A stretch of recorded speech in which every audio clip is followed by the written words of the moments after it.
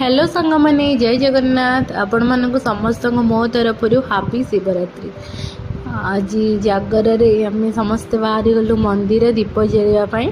Fast पूजा सामग्री दुकान को जाई किछिटा पूजा सामग्री जिनिस ता सहित दीप घी सलिता सब किन सारा पर आम समस्ते जाई पहुँची गलु आम घर पाखे मंदिर से पहुँचला बेलू अलरेडी लोक मैंने आसिकी बसिकी दीप जालुले बहुत गहली जाता। आम जाकि प्रभु को दर्शन कलु। नना आम ना पानी नागी गले प्रसाद देले पादुक देले पादुक पाई सारिकी आम बेढ़ा परिक्रमा कर सबु देवादेवी को प्रणाम कर सारी आम बसिलु दीप जलापी। बहुत ही सुंदर लगुला परिवेश।